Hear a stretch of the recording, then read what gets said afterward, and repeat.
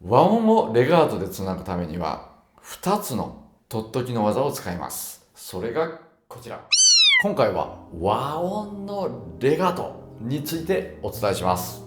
このテクニックは2つのとっときの技を組み合わせて演奏するとうまくいきます。和音をレガートでつなぐってとっても難しいですよね。もしかすると和音を瞬時に移動してレガートにしようとしていませんか？僕もかつてはこのように弾いていたんですけど、これだとうまくいかないんですよね。なのでかつての僕と同じ悩みを持っている方はぜひ一緒にやってみてください。和音をレガートでつなぐためには2つのとっときの技を使います。それがこちら。1、保つ指と離す指、そして2、支点です。それではベートーベンのワルトシュタインソナタを例に挙げてお話ししていきたいと思います。ワルトシュタインの第一楽章にとても美しい第二主題が出てきます。ベートーベンはここにドルチェ・エ・モルト・レガートと記しています。つまり柔らかな甘い音色で極めてレガートで弾いてほしいと望んでいたわけです。ではここをレガートで演奏する方法を一緒にやっていきましょう。まずは2つのとっておきの技のうち1つ目、保つ指と離す指についてです。苦労していらっしゃる方は和音が連続するときに和音構成する全ての音を同時に離さないといけない、同時に離鍵しないといけないと思っていませんか？全ての音を同時に離す必要はありません。ではどうやるかというと、まずメロディーを受け持っている小指の音は保ったまま、押さえたままで保ちます。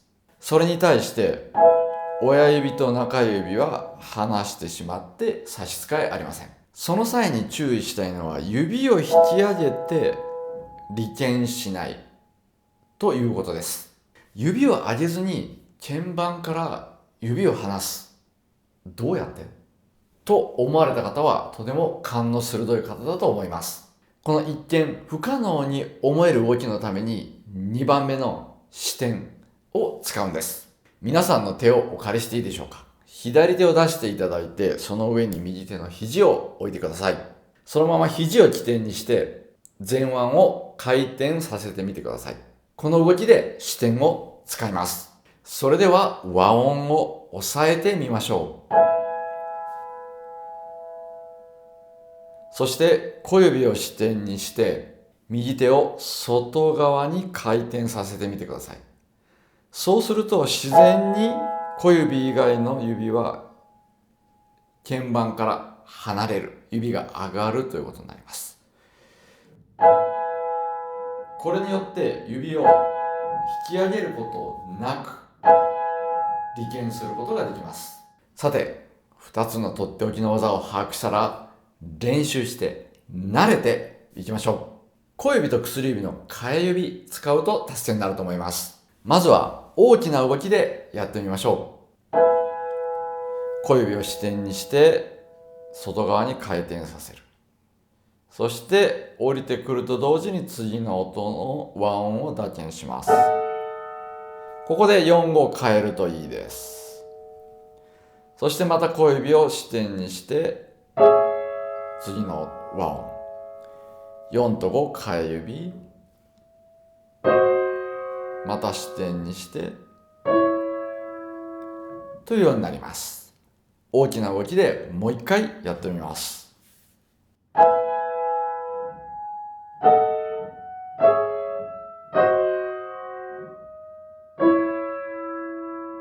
慣れてきたら先ほどよりも半分の動きでやってみましょう。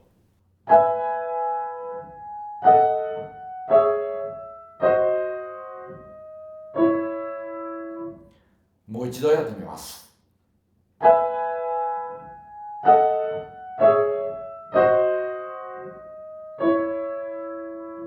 続いてさらに動きを小さくやってみます。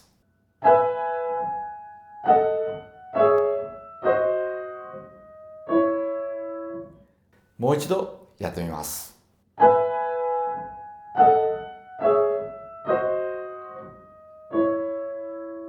ここまで来ると、離れる指ですね、親指と中指をできるだけ遅く離します。やってみましょう。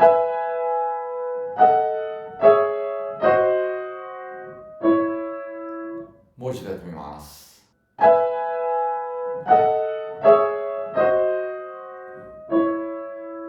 少しテンポを速くしてやってみましょう。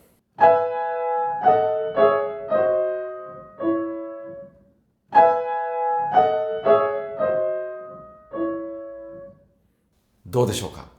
ここまで来ると、2つのとっておきの技はもう見えなくなっていると思います。けれども僕はこの小さな動きをちゃんとやってるんですね。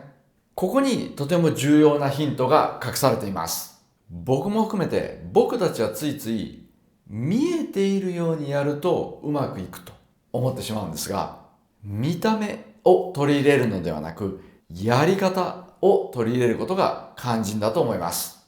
テンポも少し上げてできてみたら、最後の仕上げでダンパーペダルを使いつなげてみましょう。さらに素敵なレガートになると思います。